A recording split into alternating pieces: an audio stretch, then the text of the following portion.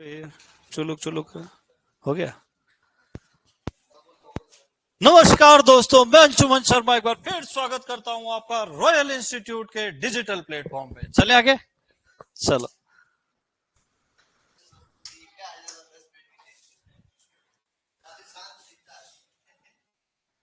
वो कह रहा है आपकी वेट कर रहे, देखो वेट करते हैं बच्चे मेरा, आप भी ना यार। चलो चले आगे बेटा।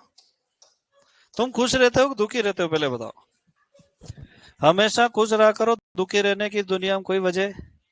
तुम्हारा ब्याह हो गया क्या? तो फिर किस बात का दुख है? अभी तो खुश रहो यार। बोले बस उसी बात का दुख है। हो जाएगा हो जाएगा। हम पढ़ रहे थे बेटा मिश्रित खेती के मिश्रित फसल। तो पहले तो तुम है ना एक काम करो, सबसे पहले तो एक स्टार लगा के। तुमने कोई हेडिंग लिख रखी है क्या? सही बताओ, क्या लिख रखा है? मिश्रित फसल एवं अंतरा शस्य, ठीक है कोई बात नहीं। पहले मिश्रित फसल लिखा देता हूँ, फिर लिखवा दूंगा, मुझे याद दिलाना, ठीक है। लिखो मिश्रित फसल, मिक्स्ड क्रॉप।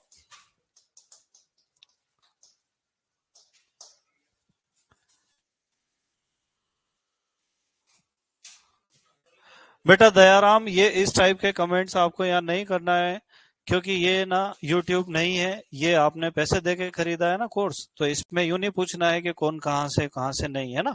अपने यहाँ पे ये परमिशन नहीं दी जाती, ठीक है। और आप जो लिख रहे हो वो और किसी को दिखाई भी नहीं दे रहा है, इस बात का भी आपको ध्यान रखना है, ठीक है। मेरे हिसाब से तो मुझे ऐसा लगता है कि आप समझ गए होंगे। हाँ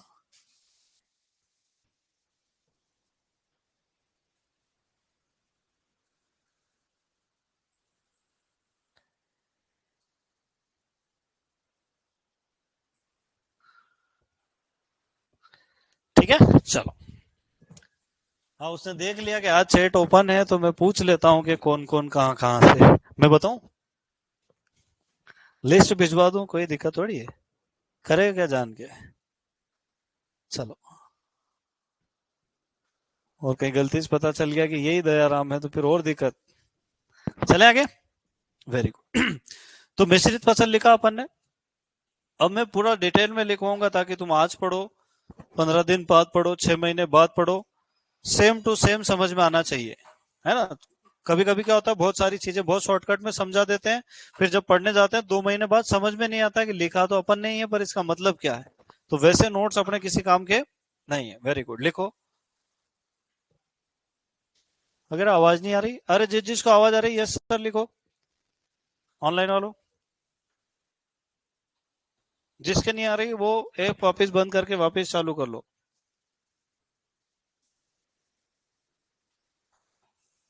सबको आ रही है देखो यार। नितेश, लवंशी, मायाराम, दयाराम, सचिन, गुजर, प्रदीप, नेहा, कुसुम, विक्रम, हेमंत, लक्ष्मण।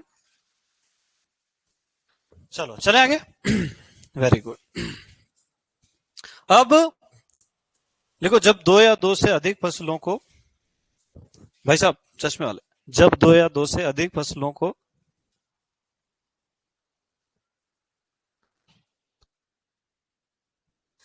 एक साथ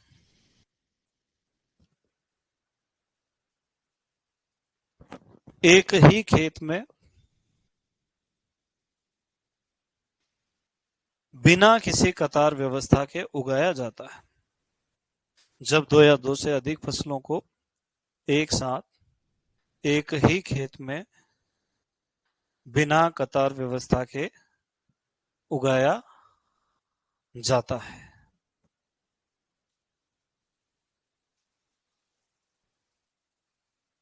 जब दो या दो से अधिक फसलों को एक साथ एक ही खेत में बिना कतार व्यवस्था के उगाया जाता है, तब इसे मिश्रित फसल कहते हैं।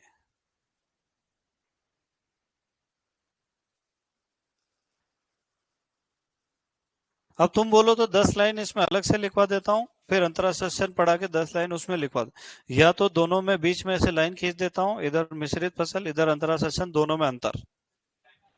अंतर समझ लेंगे ना। हाँ, तो फिर परिभाषा परिभाषा अलग, फिर बाद के अंतर अलग, है ना। उदाहरण, मक्का प्लस उड़द। अगर अनुपात नहीं लिखा है तो वो किसका उदाहरण है? मिश्रित फसल का। अगर अनुपात लिख दिया तो वो किसका है? अंतराशासन का। ये सिर्फ बताया जाता है, लिखाया नहीं जाता है ना। यही कॉन्सेप्ट है। कॉन्सेप्ट वो चीज है जो लिखाते तो नहीं है पर बता देते हैं टीचर। समझदार बच्चे तो लिख भी लेते हैं। चलो, तुम मेरी तरफ देख रहे हो मतलब बहुत ही समझदार हो। लिख लिया।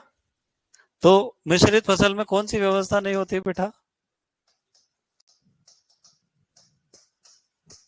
अब दूसरी परिभाषा किसकी लिखेंगे? अंतराशासन की। कि मिश्रित खेती लिखवा दूं बीच में? यहाँ कंफ्यूजन होता है ना, इसलिए यही लिखवा देता हूं मैं। लिखो, मिश्रित खेती फसल के साथ पशुपालन करना, या फसल उत्पादन के साथ पशुपालन करना, ऐसा लिख। फसल उत्पादन के साथ पशुपालन करना।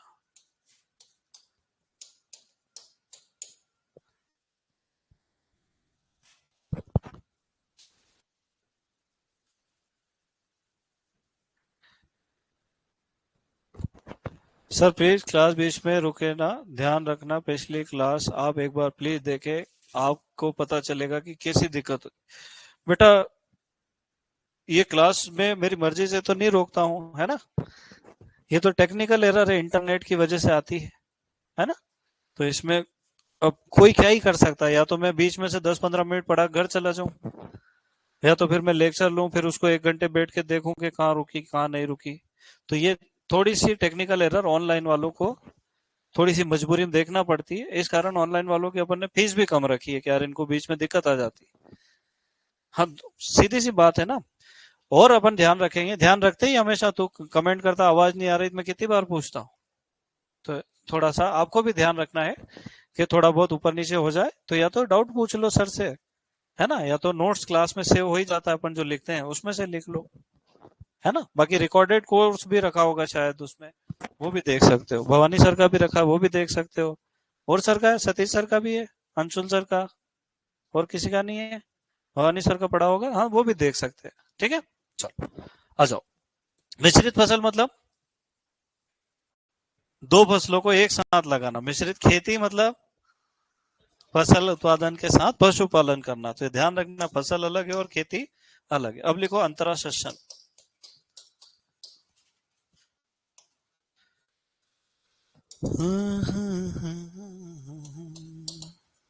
अंतराशासन, इंटरक्रॉपिंग।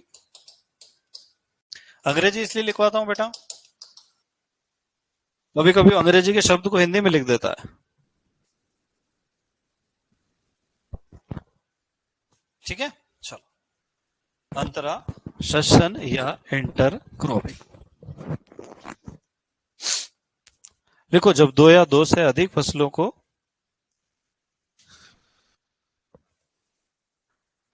जब दो या दो से अधिक फसलों को एक साथ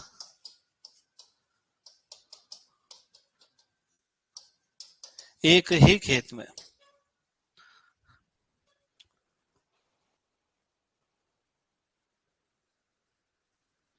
एक साथ एक ही खेत में निश्चित कतार व्यवस्था के साथ उगाया जाता है। निश्चित कतार व्यवस्था के साथ उगाया जाता है,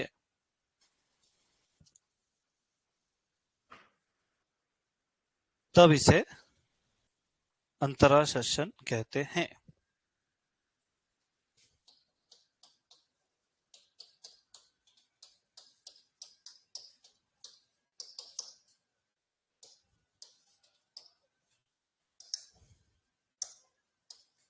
उदाहरण लिख लो, गेहूं प्लस सरसों, setaria plus red gram, 5:1। Soybean plus मक्का,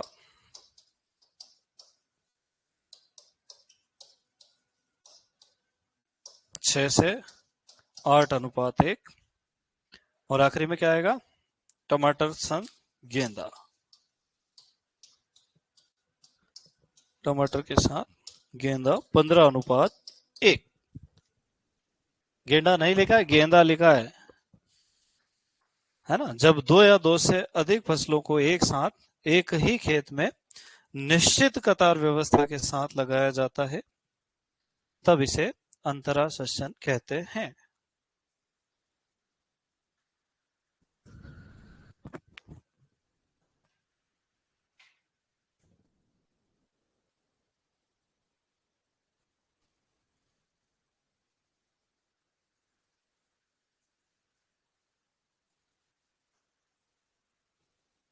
देख लिया बेटा? तो ये चारों उदाहरण मोस्ट इंपोर्टेंट है, अलग अलग तरह की परीक्षा में पूछे जा चुके हैं, है ना। एक बुक आती है अरुण कात्यायन की, सबसे पहले उसी ने इन टॉपिक्स पे प्रकाश डाला था, राजस्थान सरकार ने तो बाद में ऐड करे, है ना। तो बहुत पुरानी चीज है।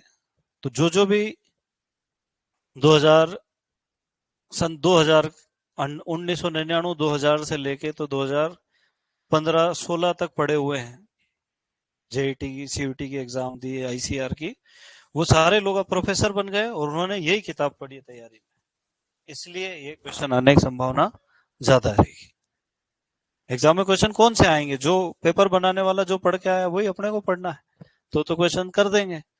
और अपन अगर कुछ और पढ़ रहे हैं, वो कुछ और पढ़ के आया तो फिर गड़बड़ हो जाएगी, मामला मैच ही नहीं खाएगा, है ना। तो ये चारों उदाहरण आपको इंपॉर्टेंट मान के याद कर लेना है, ठीक है। चलो, वो कह रहा है कि सर आप पे रेड टोपी अच्छी लगती थी।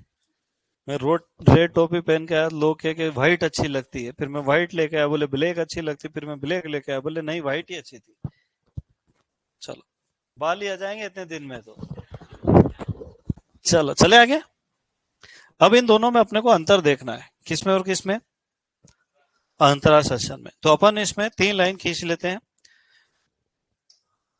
एक तो गुण, फिर एक मिश्रित फसल में, और एक अंतराशासन में कौन सा गुण पाया जाता है और कौन सा नहीं पाया जाता। तो मेरे साथ ही लिख लेना ताकि अपना समय थोड़ा बच जाए। यहां क्या लिखेंगे बेटा? गुण। यहां लिखेंगे मिश्रित फसल, और यहां लिखेंगे अंतराशासन। कल मेरे पास एओ के 2 बच्चे आए और बोलते हैं सर आप बहुत डीप में पढ़ा देते हो। तो मैंने कहा अच्छी बात है, एक बुरी बात है। बोले फिर हम दूसरी बुक पढ़ते हैं तो हमको यूं लगता है कि ये तो सब आपने पढ़ा रखा है, तो फिर हम वो बुक पढ़ते ही नहीं है। मैंने कहा ये और अच्छी बात है यार। बोले आप ज्यादा पढ़ाते हो इसलिए बच्चे डरते हैं पढ़ने से एग्रोनॉमी। ऐसा कुछ होता है क्या यार? ज्यादा पढ़ाओ तो पढ़ने डरते हैं? बोले आप तो शॉर्टकट लिखाओगे ना, बच्चे बहुत खुश रहेंगे। आप सीधे लिखा दो कि सिट्रस कैंकर जीवाणु, यही आएगा बेटा, इसके ज्यादा कुछ नहीं आएगा। अरे तुम 1-2 साल तैयारी करो और एग्जाम में क्वेश्चन नहीं बैठे तो फिर तुम्हारे ऊपर क्या गुजरेगी ये बताओ।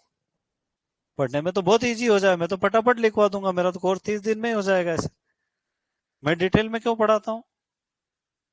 कहीं से ही पूछ ले घुमा घुमा के, सुपरवाइजर बना छोड़ूंगा। सही है कि गलत है? पर बच्चे यही चाहते हैं कि उनको शॉर्टकट बता दो, ऐसा चार्ट ही मत बनाओ, 2 पॉइंट लिखा दो, कतार हो तो अंतराशासन, नहीं हो तो मिश्रित फसल, चलो बेटा आगे। ऐसी तैयारी मत करना जिंदगी में कभी, कहीं के नहीं रहोगे ना घर के। हाँ, अब मुझे बताओ कतार व्यवस्था किस में पाई जाती है? अंतराशासन में पाई जाती है क्या? नहीं पाई जाती है। अच्छा, मिश्रित फसल में पाई जाती है क्या?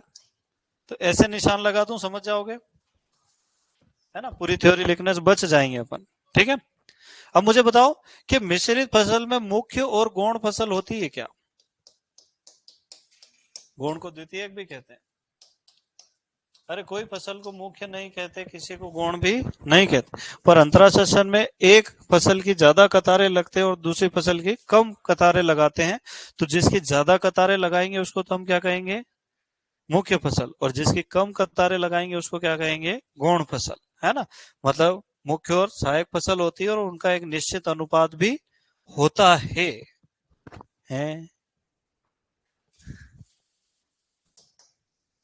बुआई और कटाई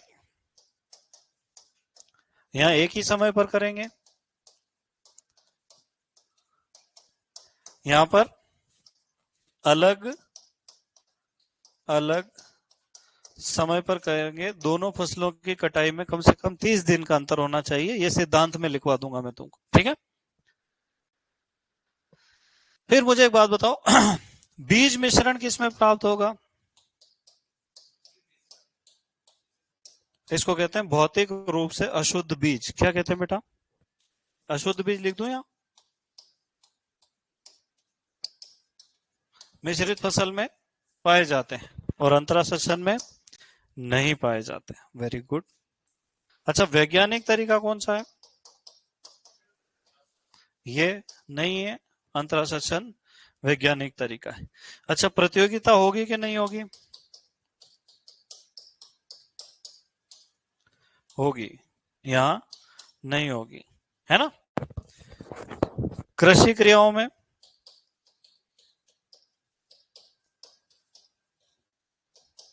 यहां पर कठिन होगी और यहां पर आसान होगी।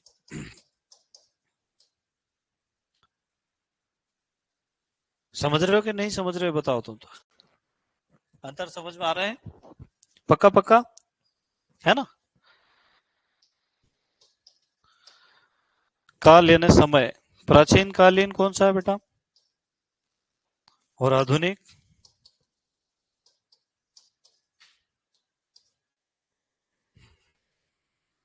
और क्या अंतर हो सकता है बताओ?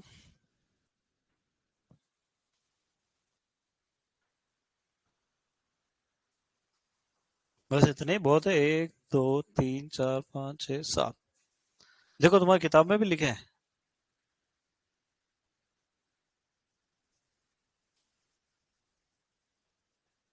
कितने लिखे हैं? 6। एक आध मिस हो गया। एक्स्ट्रा कौन सा लिखा उसमें?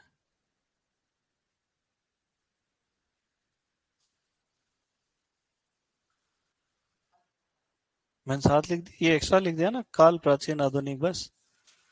मतलब ये पुराने जमाने की विधि है, अब काम में नहीं ली जाती, है ना। चलो,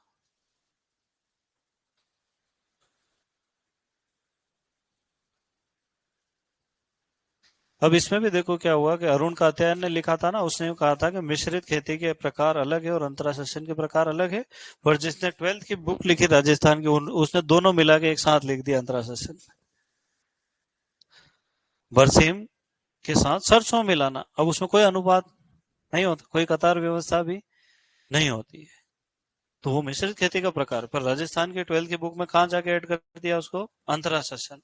तो अपने को ये गलती को इग्नोर करना है, जो 12th में लिखा वही सही मान के और पढ़ते जाना है चुपचाप से। राजस्थान सुपरवाइजर बनना है, अपने को प्रोफेसर नहीं बनना है, ठीक है। मतलब लोगों की गलतियां अपने को पता होने के बाद भी इग्नोर कर देना है, तब तो अपन पढ़े लिखे आदमी हैं। और लड़ाई करने भिड़ जाओ कि सर ये कैसा लिख दिया उसने, तो फिर उससे बात करो जाके। चले आगे।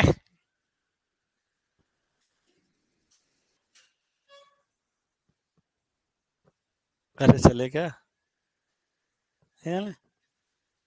चलो अब मिश्रित खेती के बारे में अपन कुछ नहीं पढ़ेंगे, क्योंकि अवैज्ञानिक है, खराब है, अच्छी नहीं है, है ना। अपन पढ़ेंगे अंतरासेचन के बारे में। तो अपन ने कह तो दिया कि दो या दो से अधिक फसलों को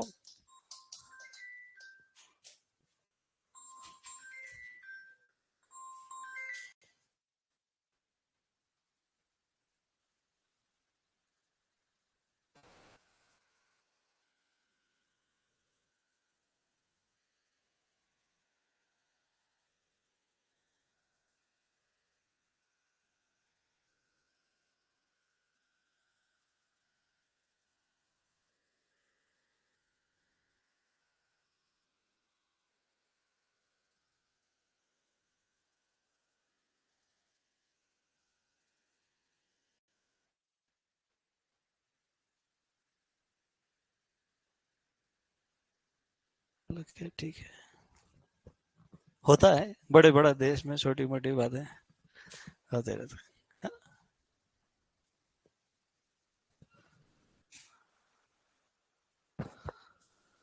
अंतराशासन के सिद्धांत।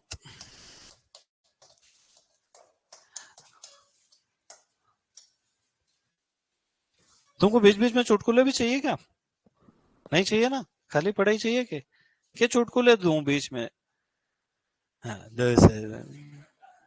दो चुटकुले पहन रखे मैंने, देख, लेफ्ट और राइट, 8 नंबर 9 नंबर के चुटकुले। अच्छा, अंतराशासन मान लो अपन कर रहे हैं, अपने को मालूम है कि दो फसलों को एक साथ एक ही खेत में अगर लगाएंगे तो प्रतियोगिता तो होगी। ऐसा जिंदगी में कई बार कई जगह होता है कि दो चीजें एक साथ रखो तो कहीं न कहीं मामला गड़बड़ होता ही होता है ना? दो कुत्तों को एक कमरे में बंद कर दो, लड़ते तो है ही है। तो वैसे ही दो फसलों को एक साथ उगाएंगे तो वो भी चुप। तो ऐसी कुछ व्यवस्था अपन जमाए कि जिससे अपन उनको साथ में भी लगा दें और वो आपस में लड़ाई भी, वही सिद्धांत कहलाएंगे। तो मैंने एक याद करने की बनाई है कि अंतराशासन में हमेशा एक के साथ दूसरी फसल लगाते हैं, जबकि फसल चक्र में हमेशा एक के बाद दूसरी। ये भी कॉन्सेप्ट है, ये याद नहीं रहे तो मिक्स हो जाते हैं सिद्धांत, फिर एग्जाम में कंफ्यूज करते हैं। अंतराशासन में एक ही ऋतु में दोनों एक साथ खड़ी होगी, फसल चक्र में तो अंतराशासन में एक के साथ दूसरी फसल लगाई जाती है और फसल चक्र में एक के बाद दूसरी फसल लगाई जाती है। क्लियर? Very good.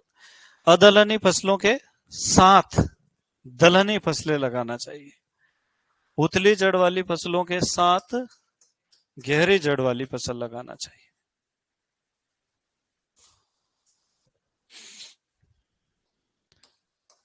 सीधी बढ़ने वाली के साथ फैलने वाली फसल लगाना चाहिए। देर से पकने वाली फसल के साथ जल्दी पकने वाली फसल।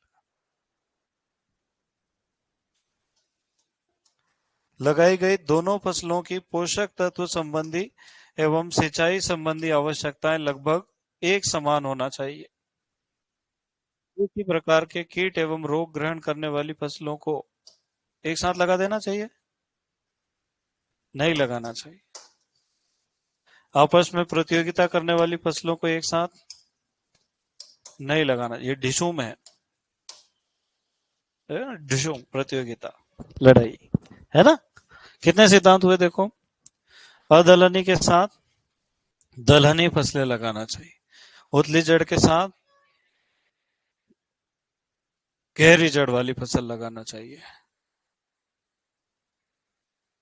सीधी बढ़ने वाली के साथ फैलने वाली फसल लगाना चाहिए। जल्दी पकने वाली, देर से पकने वाली फसल के साथ जल्दी पकने वाली फसल।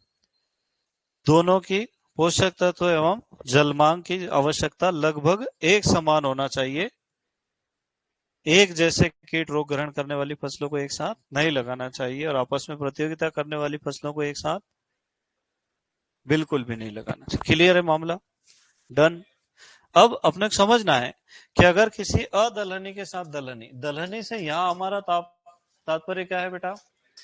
लेग्यूमिनेसी कुल की फसल, है ना? क्योंकि अपन जब पढ़ते हैं मूंगफली सोयाबीन, है ना, या और भी दूसरी रिच का बरसीम, तो इसको दलहन थोड़ी कह देंगे अपन, है ना?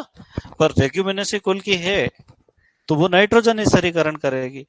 अब यहां मैं एक बात तुमको बता देता हूं कि एक बहुत इंपॉर्टेंट कॉन्सेप्ट है एग्रीकल्चर में कि जो अनाज वाली फसलें हैं, कौन सी फसलें हैं?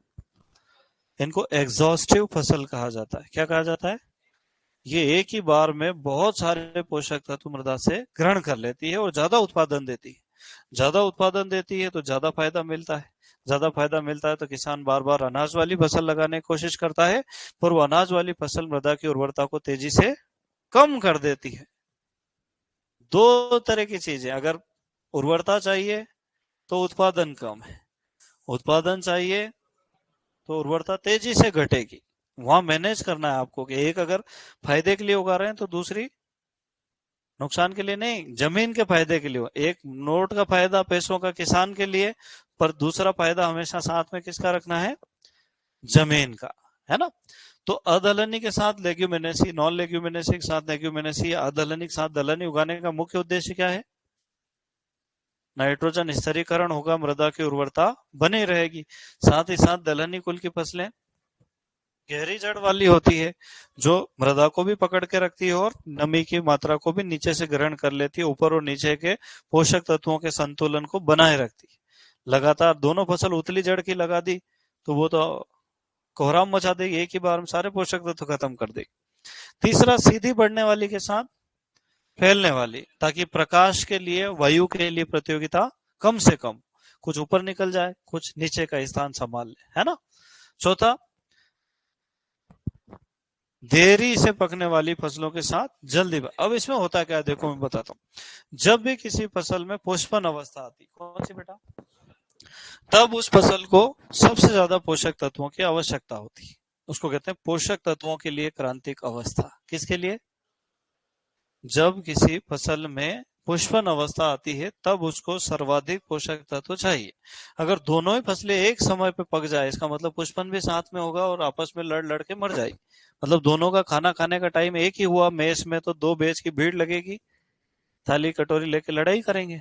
तो अपन क्या व्यवस्था करते हैं कि एक बैच का लंच 10:20 पे होगा, दूसरे का 11:30 पे हो। ऐसा करते हैं कि नहीं करते हैं?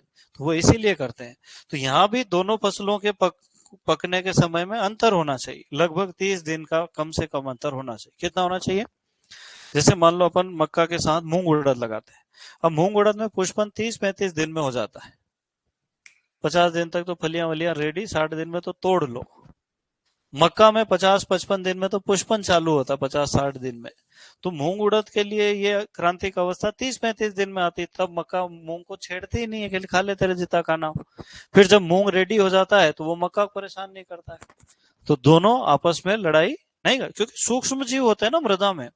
वो सूक्ष्म जीव जितना बेचारा रोज काम कर पाएंगे इतना ही कर पाएंगे। मान लो कि आज के सूक्ष्म जीवों ने 2.5 किलो नाइट्रोजन स्थिर किया तो केवल 2.5 मिलेगा।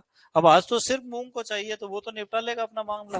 पर अगर मक्का मूंग दोनों एक ही समय पे भूखी हो गई तो फिर तो दोनों में कमी रह जाएगी। तो इसलिए कई लोग कहते हैं उर्वरक तो उतने ही डालेंगे। सिर्फ उर्वरक तक की बात बहुत गहरी है, पर सुपरवाइजर इतना गहरा जाता नहीं है, है ना। तुम जो भी डाउट लेके आते हो ना, सर ऐसा होता है तो वैसा क्यों नहीं होता, उन सब के कारण पता है। पर अगर तुम इतनी गहराई में जाओगे तो डूब जाओगे।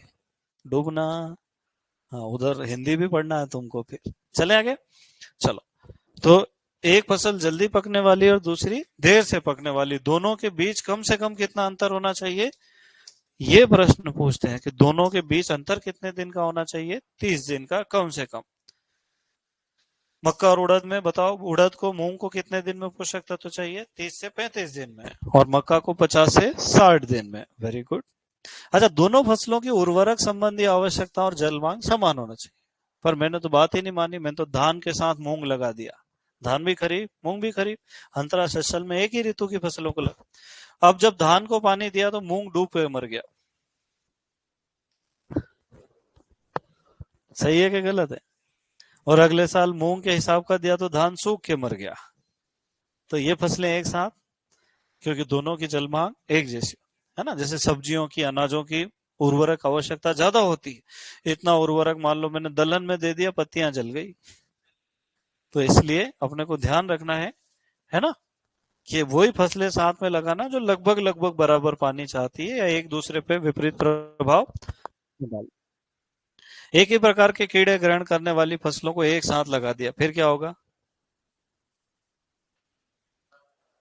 एक ही कीड़ा लगा, दो ही जिम गया, बोले आज तो बफेट सिस्टम रखा है? सही है कि नहीं? और आपस में प्रतियोगिता करेगी तो लड़के ही मर जाएगी। पता चला मूंग उड़द दोनों एक साथ लगा दिया, किसान परेशान हो रहा है कि मूंग कौन सा पौधा है और उड़द कौन सा है। तो इसलिए इन चीजों का ध्यान रखें। अब कुछ बच्चे सोचते हैं सर इसमें मृदा क्षरण को रोकने वाली फसल नहीं लिखा है, ये क्या है ना। लिखा तो है पर वो दिखा नहीं। वो फसल चक्र में कि एक बार अगर अपन ने मिट्टी कटाव को बढ़ाने वाली लगाई तो अगली बार रोकने वाली लगा नहीं। मतलब एग्रीकल्चर में और केमिस्ट्री फिजिक्स में यह अंतर है कि एग्रीकल्चर अप्लाइड साइंस है, व्यवहारिक विज्ञान है। केमिस्ट्री और फिजिक्स जो है वो फंडामेंटल साइंस है, मूलभूत विज्ञान है ना। वो कभी चेंज हो ही नहीं सकते। यहाँ मौका दे के काम किया जाता है। एग्रीकल्चर में क्या दे के काम किया जाता है? मौका। यहाँ कोई भी सिद्धांत कब लागू होगा?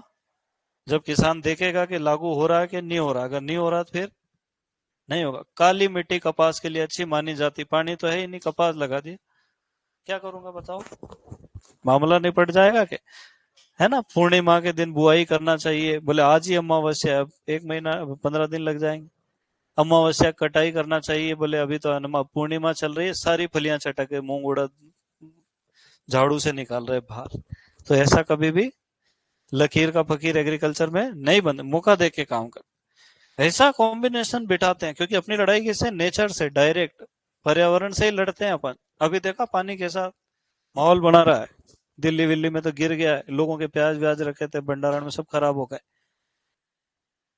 तो अपन यूं नहीं कह सकते कि मई जून में पानी नहीं आता, ये आ रहा देख लो, ये कभी भी हो सकता है। तो एग्रीकल्चर में कोई भी सिद्धांत कब काम करता है, मौका देख के, ये याद रखना है ना। ऐसे मत आ जाना उठ के सीधे सर ये तो हो ही नहीं सकता, अरे भैया तू मौका देख लेना, तेरे हो तो जमा जमे तो जमा लेना, नहीं तो ये पेज फाड़ के तेरा मन पड़े वो बोले, सही है कि गलत है, होता है। क्योंकि सबसे बड़ी चीज एग्रीकल्चर में क्या आती है, ऐसा है। वहाँ ठीक है, सरकार तो कितनी कोशिश कर रही है, सरकार ने तो कोहराम मचा दिया बिल्कुल, पर आखिरी में क्या हो रहा है, मामला गड़बड़। सरकार तो कह रही ड्रोन ले लो, अब ड्रोन आता कितने का है, बताओ कितने का आता है, 4 लाख का ड्रोन आता है। अब बताओ 4 लाख में सेकंड हैंड ट्रैक्टर नहीं ले लेगा वो, छिड़काव तो खुद कर लेगा, जुताई थोड़ी खुद कर पाएगा बेचारा किसान। तो ये देखो सरकार अलग चल रही है, टेक्नोलॉजी अवेलेबल तो है। 3 चीजें होती है इस दुनिया में, देखो मैं बता देता हूँ, तुम वैसे सुपरवाइजर हो, तुमको सबसे ज्यादा काम पड़ने वाला है इन सब चीजों का, है ना। पानी गिर रहा है तो तुम दोनों यहाँ बैठ जाओ, या तो फिर एसी बंद कर दूं मैं, तुम देख लो, तुम्हारे पास 2 ऑप्शन है, मैं कह रहा हूँ मौका देख के काम कर लो। पानी गिरना है तो एसी बंद कर दें, या तो जिसके ऊपर गिर रहा है वो आदमी अलग हट जाए। नहीं तो एक छाता दिला दूं, रॉयल वालों ने दिया होगा तुमको, नहीं दिया, चलो। अरे खरीदी थोड़ी जमीन अपन ने, इधर आ जाओ, हे भगवान। और इसमें शर्माने कोई बात नहीं, अपनी क्लास है ये, है ना। ऐसा नहीं सोचना ये क्या सोचे वो क्या सोचेगा, जितना बड़ा दिमाग है उतना ही ये बेग गीले हो जाएंगे, काम की चीज तुम ही छोड़ दी, हे भगवान। लालची लोग हैं। चलो चले आगे, चलो। हाँ मैं क्या बता रहा था तुमको, नहीं बताऊं, 3 चीजें बता रहा हूँ। सर हमने बाजरा बीज दिया, क्या कह रहे हो, बारिश हो गई तारानगर में, अच्छा है ना, फायदा हो गया अभी, बाजरा आ जाएगा। हाँ,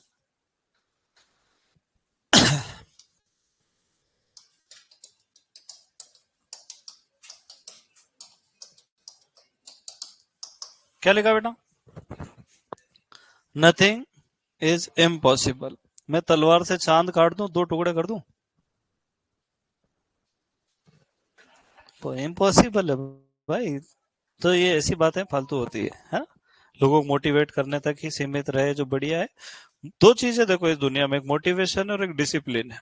मोटिवेशन गुब्बारे की तरह है, फुला के रख दो, 8 दिन में ऑटोमेटिक पिचक जाएगा। तुमने कभी बर्थडे पे लगवाए घर भर में गुब्बारे, देखे हो किसी के यहाँ, वो यूं ही, वो मोटिवेशन है ना। समझ रहे हो कि नहीं समझ रहे हो।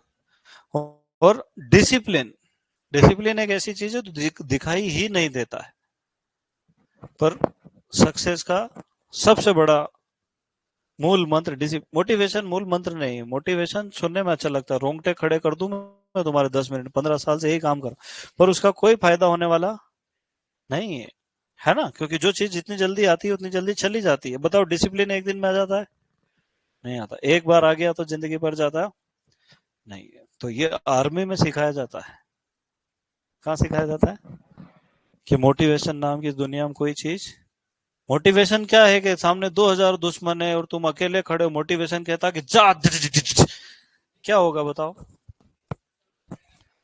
डिसिप्लिन कहता है कि अभी रुक, इंतजार कर, कुछ ना कुछ तो बेहतर होगा। तू फोन लगा, खबर कर, हो सकता है तेरी एयरफोर्स आ जाए 10 मिनट में, ग्वालियर से पाकिस्तान आधे घंटे में पहुंच जाते हैं। एयरबेस है ग्वालियर में, बालाकोट में,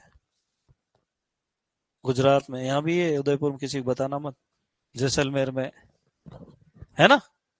आधे घंटे में पाकिस्तान उड़ा सकते हैं। अब सोचो अपने को वहां सेना दिख रही है, अपन यहाँ छुपे हुए बैठे हैं, आधे घंटे जिंदा रह सकते हैं कि नहीं?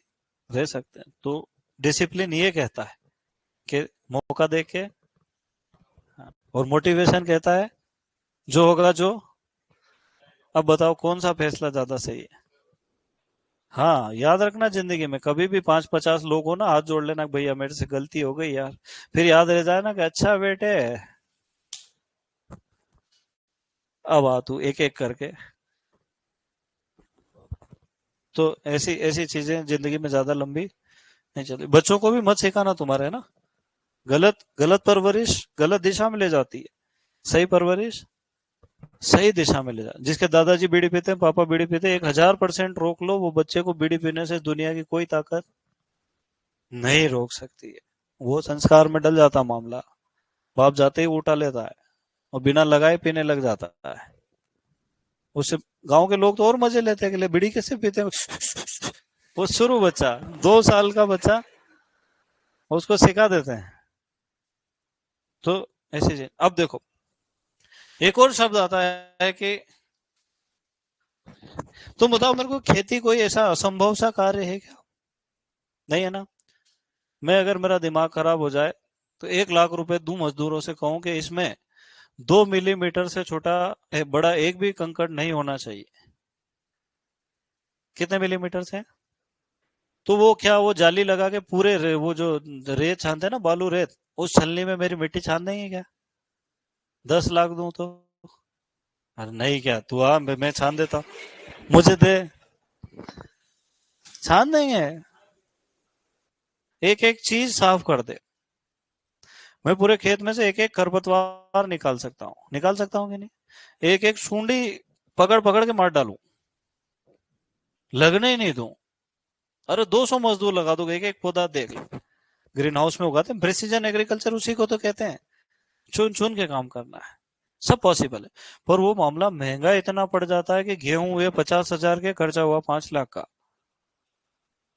पॉसिबल तो है पर फिजिबल नहीं है। ये शब्द तुमने पहले नहीं सुना होगा कभी, है ना। फिजिबल। आविष्कार तो बहुत कर लिए वैज्ञानिकों ने, अपन जो सोच सकते हैं ना उससे 10 गुना ज्यादा आविष्कार ऑलरेडी कर रखे हैं, पर वो महंगे इतने हैं कि मार्केट में आ ही नहीं पा रहे हैं।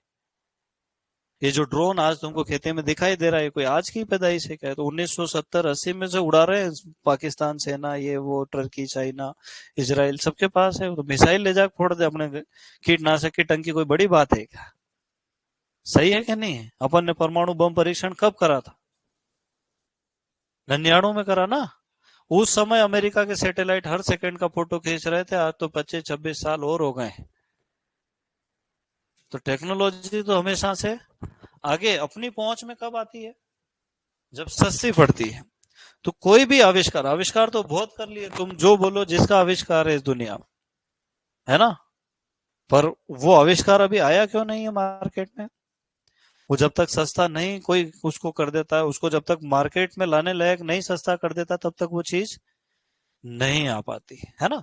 दुनिया में सारी चीजें, ऐसी गाड़ियां बना ली जो हवा में उड़ती, एयर टैक्सी चलती है दुबई उबई में, मालूम तुमको, है ना। पर वो क्यों नहीं आ रही मार्केट में?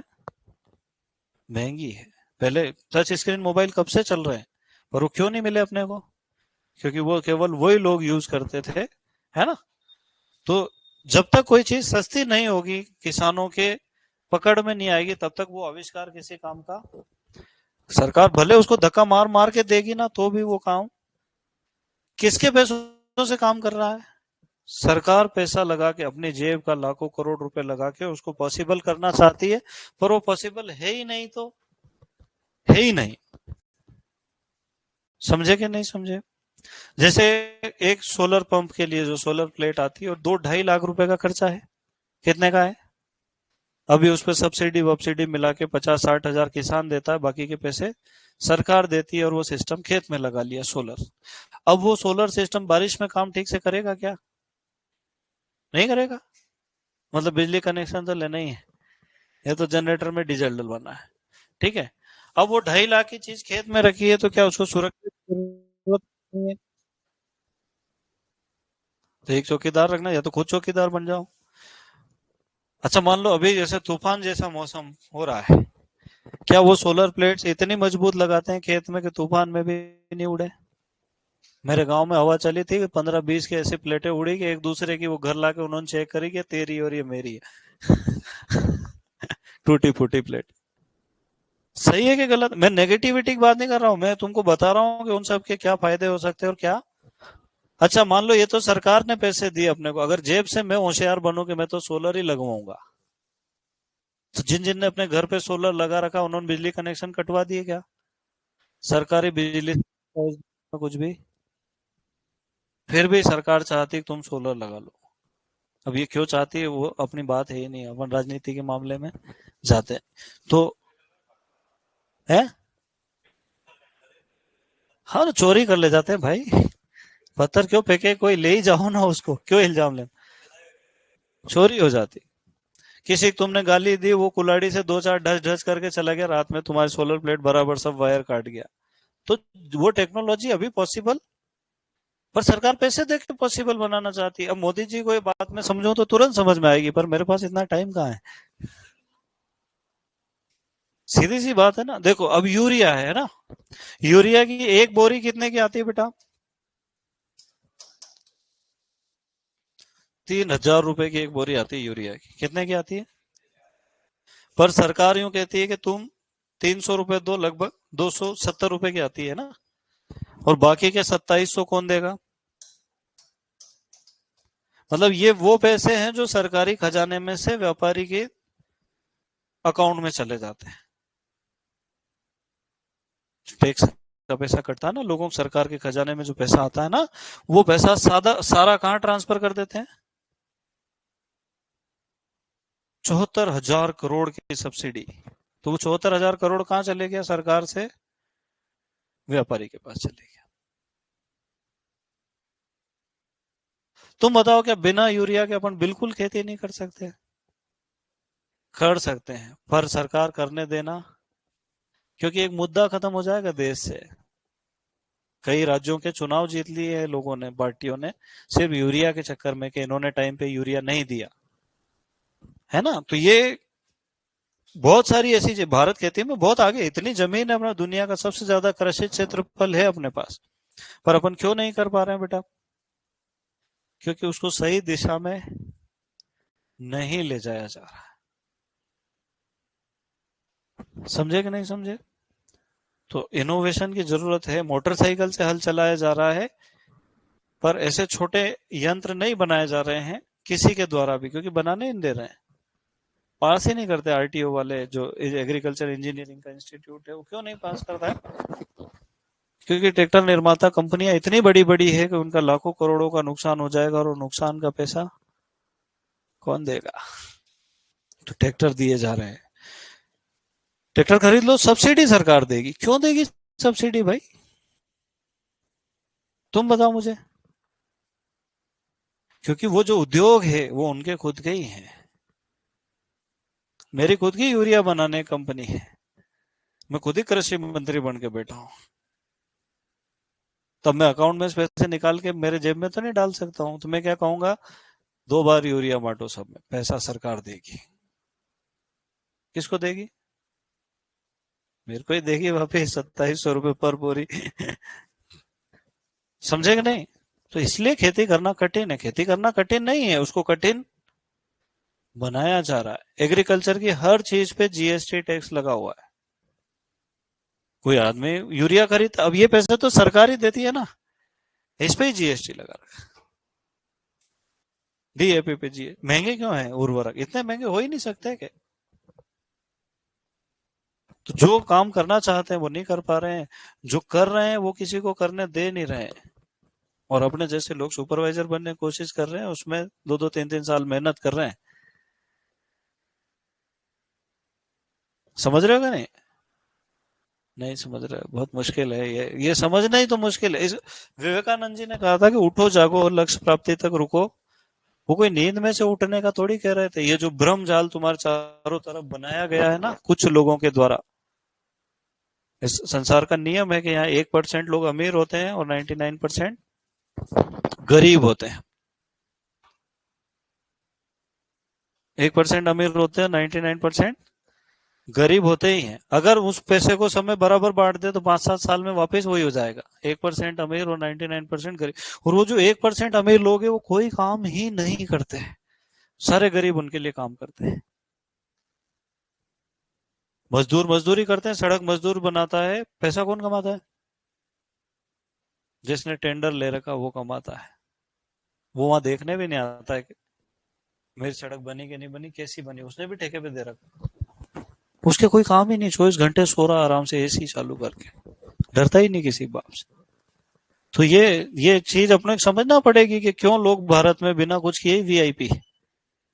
तो मतलब अंबानी उदयपुर आएगा तो क्या सड़कें जाम कर देंगे? अरे बंद कर देंगे ट्रैफिक, उसको पहले निकालेंगे। कौन से पद पे है वो, सरपंच है? नहीं, फिर भी वीआईपी है। क्यों? इसका जवाब ही नहीं अपने पास, इसका जवाब नहीं है अपने, है ना? अरे पैसा नहीं बोलता है, जनता। भारत की जनता बहुत इतनी महान है कि पूछो ही मत तुम। जनता बोलती ही नहीं है। तो इसलिए कहते हैं कि उठो जागो, थोड़ा कुछ करो जिंदगी में, है ना? चलो, चले आगे। ये लिख लो तुम, थोड़ा अच्छा लगेगा तुमको। लिखो अंतरा शासन के सिद्धांत। और मेरे पास बहुत मटेरियल है, तुम्हारी जिंदगी छोटी पड़ जाएगी। बुढ़ा हो जाऊंगा ना मैं जब आना फिर। चलो, अभी बुढ़ा हूं? अच्छा, बदमाश कहीं के। लिखो, अदलहनी फसलों के बाद थोड़ी आ रही, तो साथ है ना। अदलहनी फसलों के साथ दलहनी फसलें लगाना चाहिए।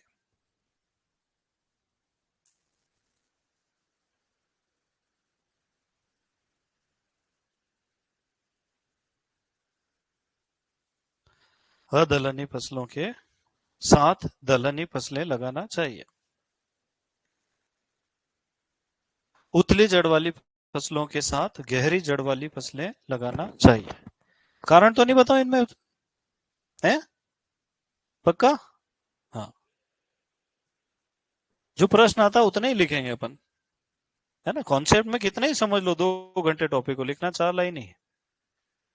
अब दलहनी फसलों के साथ दलहनी फसलें लगाना चाहिए, उथली जड़ वाली फसलों के साथ गहरी जड़ वाली फसलें लगाना चाहिए। फिर तीसरा, फैलने वाली फसलों को सीधी बढ़ने वाली फसलों के साथ लगाना चाहिए। फैलने वाली फसलों को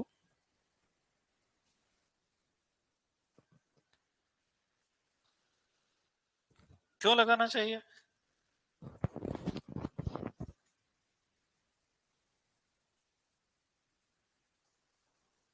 फैलने वाली फसलों को सीधी बढ़ने वाली फसलों के साथ लगाना चाहिए।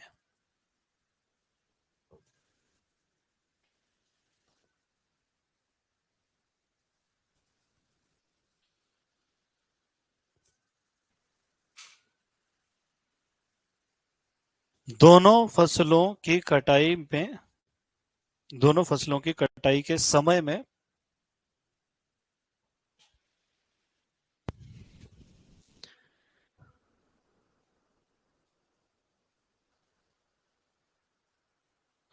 दोनों फसलों की कटाई के समय में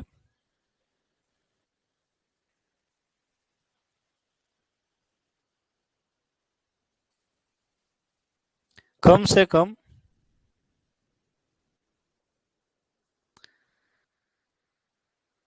30 दिन का अंतर होना चाहिए।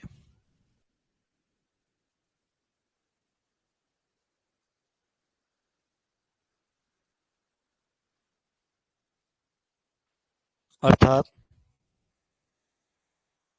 देरी से पकने वाली फसलों के साथ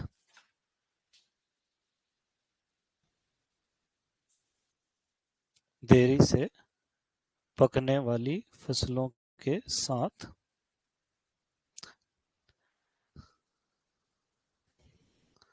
जल्दी पकने वाली, जल्दी पकने वाली किसको कहते हैं अपन? कम अवधि की, है ना। देरी से पकने वाली फसलों के साथ जल्दी पकने वाली फसलों को लगाना चाहिए।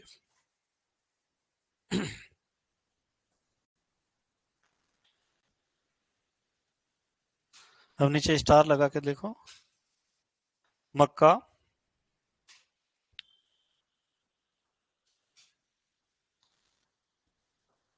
एवं उड़द ऑब्लिक मूंग।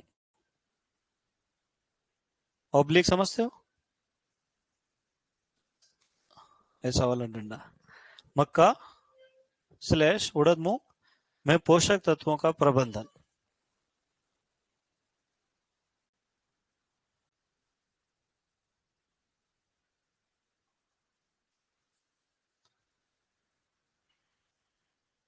मूंग उड़द में पोषक तत्वों की क्रांतिक अवस्था 30 से 35 दिन और मक्का में 50 से 60 दिन। लिख लो। मूंग उड़द में, सोचना नहीं, मैं जो बोल रहा हूं ना उसको मशीन की तरह लिखा करो। मैं समझाते समय सिर्फ समझाता हूं, लिखाते समय सिर्फ लिखाता हूं। मूंग उड़द में पोषक तत्वों की आवश्यकता की क्रांतिक अवस्था 30 से 35 दिन। मक्का में 50 से 60 दिन।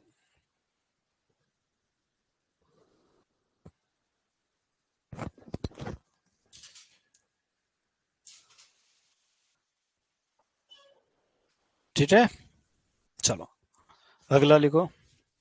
अच्छा एक बात बताओ कि ये पोषक तत्वों की क्रांतिक अवस्था कौन सी अवस्था पे आती है? पुष्पन पर। तो कोष्टक में लिख लो ऐसा, क्रांतिक अवस्था पुष्पन।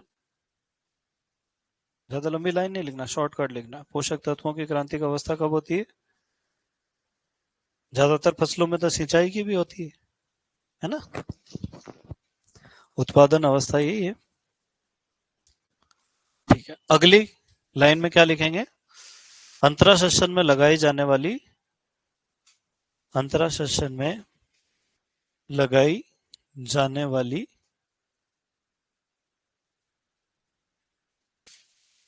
अंतरा सेशन में लगाई जाने वाली दोनों फसलों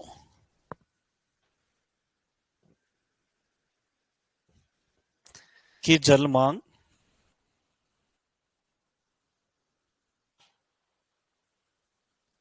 एवं अंतरा सेशन में लगाई जाने वाली दोनों फसलों की जल मांग एवं पोषक तत्वों की आवश्यकता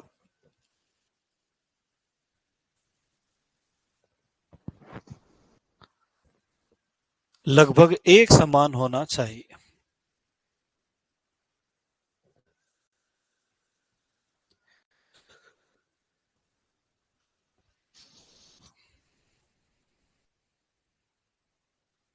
ठीक है, चलो अब और आगे चलते हैं।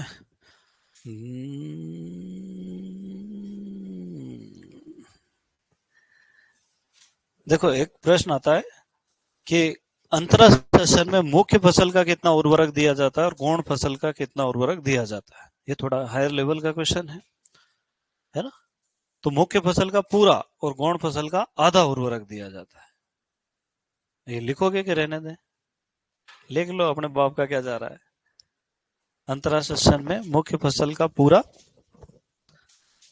एवं गौण फसल का आधा उर्वरक दिया जाता है। ये ऐसे एक एक लाइन कहां कहां से निकाल निकाल के प्रश्न पूछते हैं। अंतरा सेशन में मुख्य फसल का पूरा एवं गौण फसल का आधा उर्वरक दिया जाता है। अंतरा सेशन में मुख्य फसल का पूरा एवं गौण फसल का आधा उर्वरक दिया जाता है। चले आगे। फिर लिखो, एक ही प्रकार के कीट एवं रोगों को ग्रहण करने वाली, एक ही प्रकार के कीट एवं रोगों को ग्रहण करने वाली एवं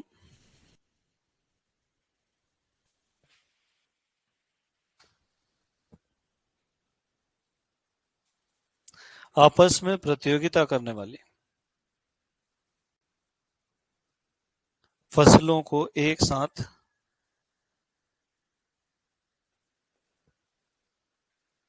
नहीं उगाना चाहिए।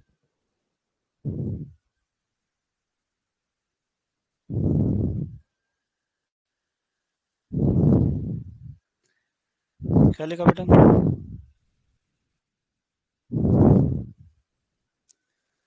एक ही प्रकार की कीट एवं रोगों को ग्रहण करने वाली एवं आपस में प्रतियोगिता करने वाली फसलों को एक साथ नहीं उगाना चाहिए। याद रहेगा?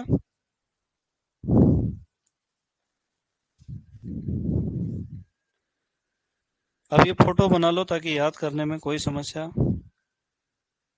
नहीं आए। नहीं बनाओगे? अरे याद करोगे ना, रिवीजन इतना जल्दी हो जाएगा। कोई पूछे अंतरा सेशन के सिद्धांत बताइए तो ऐसे बता सकते हैं अपन।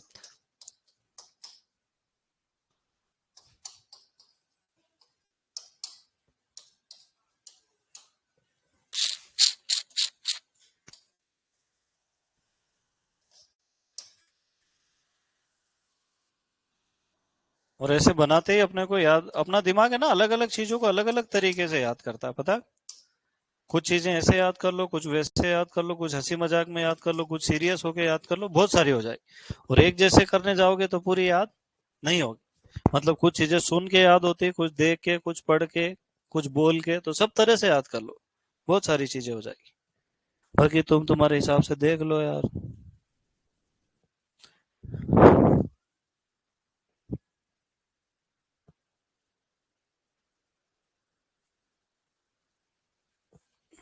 हम्म।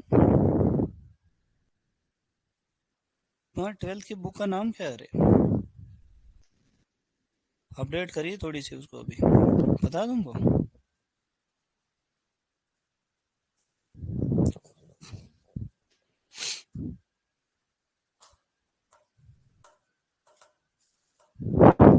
बना लिए बेटे? है?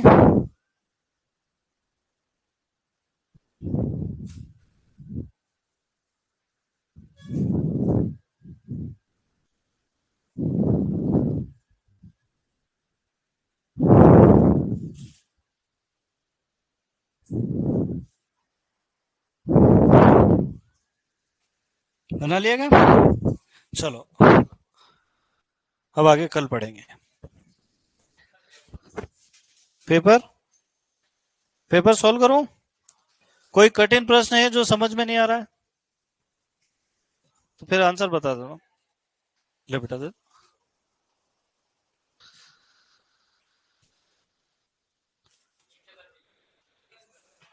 ये आते हैं क्या पैराग्राफ सुपरवाइजर में? कुछ नया?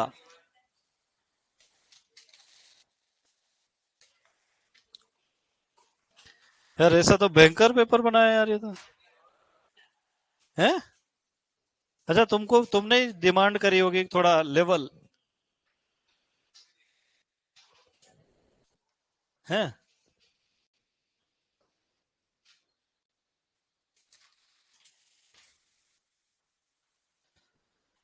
फव्वारा विधि का हृदय है नोजल। बूंद बूंद सिंचाई में किसको देते हैं? यूरिया को देते हैं। किस विधि में रास्ते से जल का हास नहीं होता है? जिसमें पाइप होता है, बताओ किसमें? बौछार सिंचाई। अरे बताया था ना, जिसमें पाइप होता है उसमें पानी का नुकसान ही नहीं होता। किस विधि में रोगों का स्थानांतरण होता है? नहीं होता है, वलय विधि में। फव्वारा विधि में नोजल से जल का प्रवाह आधा से 10 किलोग्राम। ये थोड़ा अंदर से पूछ लिया उन्होंने, तुमने 2.5 से 4.5 ढूंढा होगा। हाँ, वो नोजल के छिद्र से प्रवाह है, आधा किलो से 5 या आधा से 10 किलो। फिर बूंद बूंद सिंचाई में जल की बचत कितनी होती है? वैसे तो 50 से 75% होती है, यहाँ उत्तर आएगा 60 से 70% के आसपास, है ना। पुराने वाले में 50 से 60 होती थी, अब 60 से 70 होती है। मक्का में सिंचाई की क्रांतिक अवस्था है। दोनों आ रहा हूं देवेंद्र जी, बस लेक्चर छोड़ के आ रहा हूँ। हाँ हाँ। फिर और क्या बच गया? बूंद बूंद में जल की बचत 50 से 60 या 50 से 70। अब यहाँ क्या उत्तर लगाओगे बताओ? 60 से 70 ही आएगा। चलो, मक्का में सिंचाई की क्रांतिक अवस्था, दोनों बोटे बनते समय और नरमंजरी, बोटे मतलब सिल्किंग और नरमंजरी मतलब टेस्लिंग, हिंदी में लिख दिया है। भारत में सिंचाई के अनेक साधन सर्वाधिक सिंचित है। तुमने क्या उत्तर लगाया? हाँ, अभी के लिए लगा लिया, पर अब से याद रखना, आज से भारत में सर्वाधिक सिंचाई नलकूपों यानी ट्यूबवेल से होती है। किससे होती है? कुएं और नलकूप से 47%, नहरों से 27%, 20% ज्यादा है। अभी करंट एग्रीकल्चर में आज ही पढ़ा है मैंने। पेपर में तो मैंने नहरों ही उत्तर दे रखा है, मतलब जिस जिसने नहर लगाया अभी तो उसका सही हो जाएगा इस टेस्ट में, पर इस टेस्ट के बाद कभी भी जिंदगी में सही है ना, क्योंकि डीपीपी में नहर लिख रखा है, इसलिए मैंने, तुमने डीपीपी पढ़ के नहर जो पढ़ोगे वही उत्तर लगाओगे, इसलिए नहर को सही माना है। पर नेक्स्ट टाइम से कभी भी नहर सही नहीं माना जाएगा। क्या सही माना जाएगा? कुएं एवं नलकूप। कौन सी विधि में खरपतवार नियंत्रण? बूंद बूंद। रेतीली भूमि के लिए टपकाव विधि। कौन सी फसल कूड़ विधि उपयोगी? गन्ना एवं आलू में। सबसे कम जल उपयोग दक्षता? धान की, चावल की। फव्वारा विधि अनुपयुक्त है धान एवं जूट में। कौन सी सिंचाई विधि लवणीय जल से भी सिंचाई कर सकती है? ड्रिप विधि। राजस्थान में सेम यानी जल भराव की समस्या कहाँ होती है? हनुमानगढ़ और गंगानगर। मृदा के पृष्ठ तनाव को नापते हैं टेंसियोमीटर से। पत्तियों का तापमान इंफ्रारेड थर्मियोमीटर। मृदा में जल की निचली सीमा, जल उपलब्धता की निचली सीमा किसको मानेंगे अपन?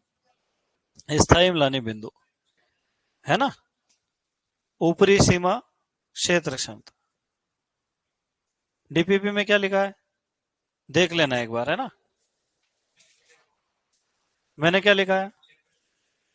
क्षेत्र क्षमता में जल उपलब्धता की निचली सीमा लिखा है। पक्का? देखो दिखाओ, आ गया बस।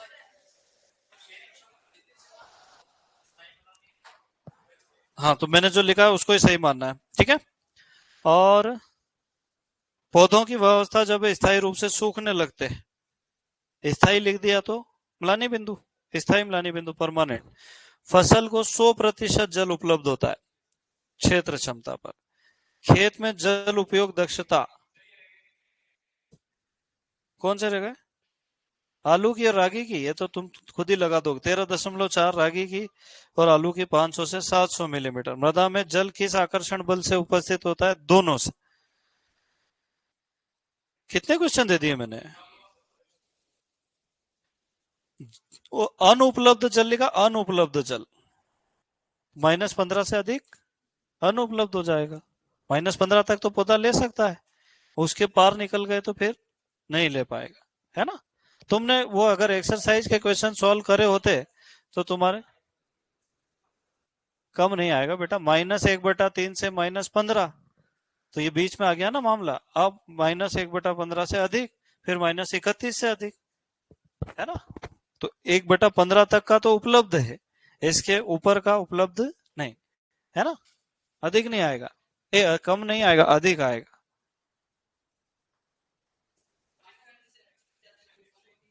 माइनस नहीं है वो, -1/15 से -1/31 तक कृषि की ये जल होगा, तो वो अधिक में ही तो काउंट होगा ना। ये पोटेंशियल वाटर का है जो नेगेटिवली जाता है। जिसको तुम अधिक लिख रहे हो ना, वो कम बल है, जिसको कम लिख रहे हो वो अधिक बल है ना। चलो, कंफ्यूज नहीं होना है। हाँ, अब कहाँ आ गए थे अपन?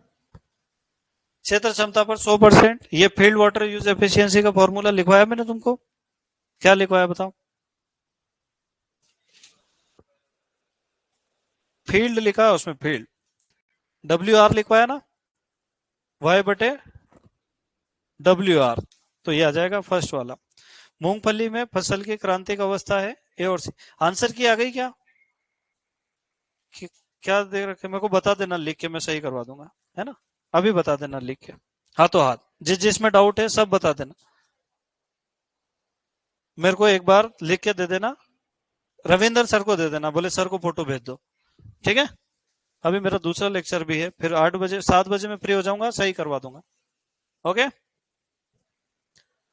यार, मैं कहीं चला गया था तो ये पेपर मैंने नहीं बनाया, इस कारण से गड़बड़ लग रही। नेक्स्ट टाइम से कोई भी समस्या नहीं आएगी।